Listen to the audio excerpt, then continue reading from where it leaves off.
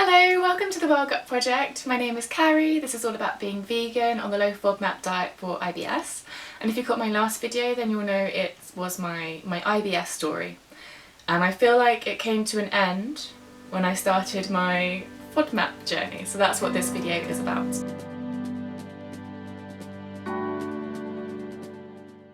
So carrying on from my last video, you'll know that I learnt about the FODMAP diet kind of 7 years after first being diagnosed with IBS, no 6 years, when I was hosting or running some supper clubs in London teaching vegan cooking, and I did one with a gut health emphasis because at the time I was eating lots of beans and onions because they're prebiotics, they're very good for your gut bacteria.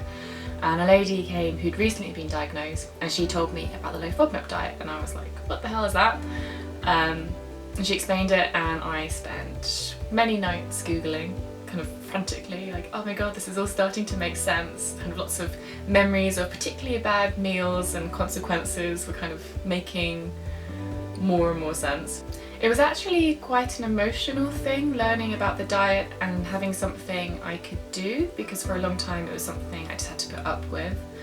And it also made me kind of reflect on the fact like actually this has been a really big problem in my life that I've just been tolerating.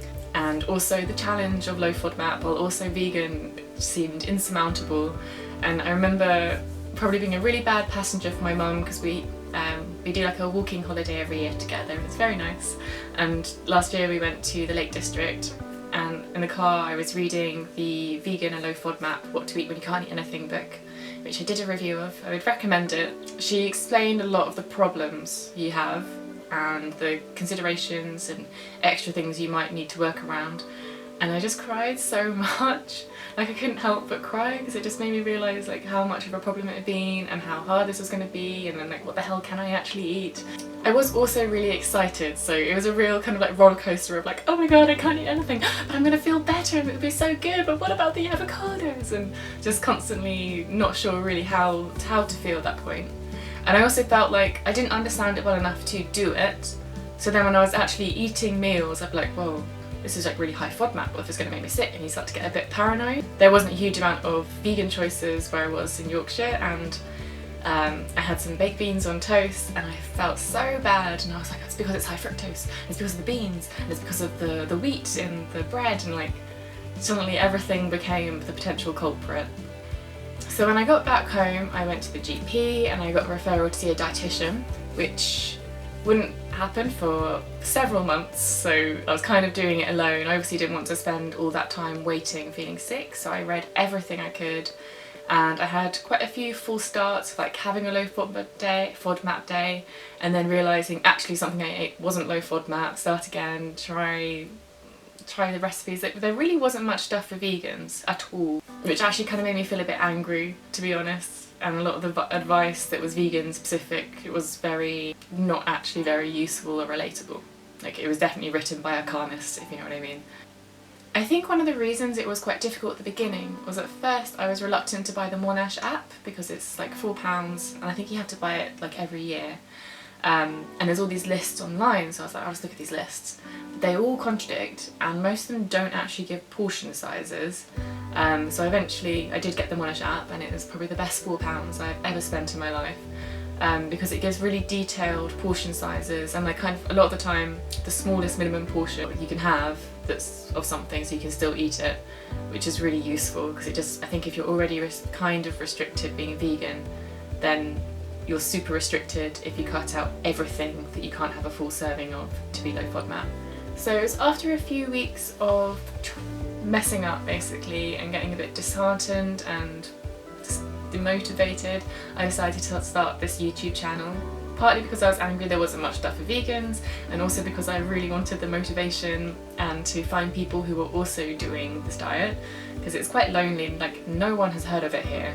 Like the only people I have met who've gone, oh I think I've heard of that, have all been from Australia. So generally it's like a weird acronym and they're like, wait, you can't eat food? Kind of. So when I started this channel, just the first few videos, I kind of really committed, like this is it, I'm going to do it, I'm just gonna be awkward at social occasions and just push through. I actually really struggled with eating enough. On one side it's like I didn't want to mess up and eat something high FODMAP, and the other I didn't really know what to eat, and I wasn't very good still at creating recipes, and I wasn't very good at having like quick filling go-to meals. So sometimes it was easier just not to eat. Not kind of like sitting in front of an empty table, but you just kind of, I would just delay having my breakfast until it was lunchtime, if that makes sense. Because it felt easier and less intimidating, and I did lose some weight, which was really upsetting to be honest, because I've always kind of just weighed the same weight, and then I think if you lose weight without meaning to, it feels quite scary to be honest. But I have gained it back, and it wasn't very much, but it was a worrying trend. One thing this YouTube channel really helped me do was be a bit more open about having IBS and the low FODMAP diet. So actually I actually told my friends, and I hadn't told them before. Like, I don't know how they hadn't picked up on it. And even strangers, like acquaintances, it would come up sometimes and they'd say, and every single time the response was either two responses, either, oh, I think I have that, or oh, my boyfriend, my girlfriend, my husband, like my cousin, my brother has that. Like everyone either like has someone close to them that has it, so they're sympathetic, or they think they have it themselves. So in general, like, let's get rid of the shame, everyone can relate. So the more I played around with cooking, the more I kind of learned different things I could have. I started to get more confident in cooking decent meals. So I started to feel like, yeah, I can do this, I've got a hang of this. And it was after about 3 weeks when my tummy deflated completely, and it was just, I was really happy to be like, oh my gosh, this wasn't just like aging. I was genuinely just bloated for like several years. I was very happy to see my tummy go back to a normal size and not feel uncomfortable. But yeah, it took 3 weeks, so be patient. So yeah, it was about a month at that point. I had this whole week of just being, like, my tummy was just lovely and happy.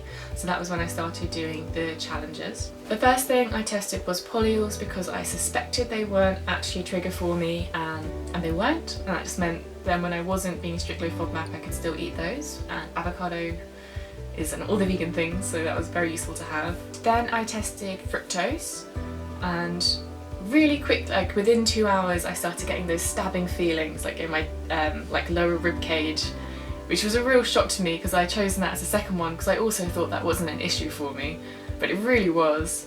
And actually recently, because I'd done that with mango, and I just didn't want to believe that artichoke and asparagus also counted in that high fructose category. So a few weeks ago I had a low FODMAP pizza, but I was like, do you know what, I just don't believe it. Like, I really want artichoke, I love artichoke. It's what, if you'd asked me before, I'd say it was one of my favourite vegetables. So I had some artichoke on a pizza, and lo and behold, a couple hours later I had really bad cramp. So it was true, artichoke is ruled out for the short term, but I will keep re-challenging it because I love it so much. Very practically, you don't have to do all of the challenges like bam bam bam bam bam done. Like, you have a life. I mean, I think it got to like Christmas time, I wasn't going to be really strict low FODMAP at Christmas, like it's just not really possible. And then, you know, you have certain social engagements, maybe you don't want to be testing beans that day. Like, you could be getting married, you don't want to be trial and erroring seeing if something gives you diarrhea on that day. So you can eat low FODMAP in between, or you can eat the things you know you can tolerate, and then just have a few days of strict low FODMAP, no symptoms, and then you challenge something else. Which is why it's actually taken me quite a long time to get through all the challenges, just because like life gets in the way. You probably won't be able to do it very fast unless you can really like bend your social and work life around it. One positive of this diet I really appreciated is that I feel like I've learnt a lot more about my body. Like, things I never really considered before, like if I move too much after having a meal, I can then notice that my tummy starts to feel a bit crampy, like just a little bit. And that's not something I was ever really aware of because that was just kind of how I felt most of the time. So being aware of that means now I take a bit more leisurely time after a meal. Also, IBS symptoms make me feel really bad, like really tired and a bit nauseous, something I never really noticed before, I think because I didn't know what normal was. Like, you really do lose touch with what normal feels, and then you feel actually really healthy and normal for a while. You get sick with IBS and you're like, damn, how on earth did I do that for years? Like, how did I get anything done? Now I need to test challenge beans, and that's something I've been putting off. Like, Like I don't think it's going to be good for when I've had a bit too much of low FODMAP portions kind of stacked up. But I can actually tolerate quite a lot of wheat, and I'm okay with a moderate amount of kind of vegetable oligos, but there's a threshold within the day that I need to kind of work out. So that's the kind of fine-tuning reintroduction phase. In general, this diet has been a huge learning curve, and it's helped me feel so much better and much more in control of my body. And I think because you have some kind of solution to your problem, it somehow feels less embarrassing. I'm extremely grateful to the lady, Gemma, who introduced me to this diet, and I'm looking forward to further understanding my tolerances and triggers and going from there. I know in my last 2 or 3 videos I mentioned a 6-week group program to help with the elimination phase. It's kind of changed course now, and it's going to be a membership program, and the first month bundle is going to be about the elimination phase. And I've been working with a lovely dietitian called Jenna from Australia, who specialises in FODMAPs, to make like a really good meal plan that's vegan and lots of other resources, so you can check that out. Because lots of people messaged me they wanted to do it at a different time or like a different aspect of the diet, so actually I thought it'd be really cool to have it so it really is your project. So each month I'll make like a bundle of resources on a specific topic within this, and then you can pick and choose and create your own project, because you're going to come to it at a different time. You might be an athlete, or you might be cooking with your family, and those are the problems that you have to work with. So lots and lots of ideas of bundles to create, and I'm quite excited about it. I think it will have more of a community feel as well, which would be nice. It's £10 a month, and you can just cancel at any time if you finish the diet or it's not for you. So you can check out that below.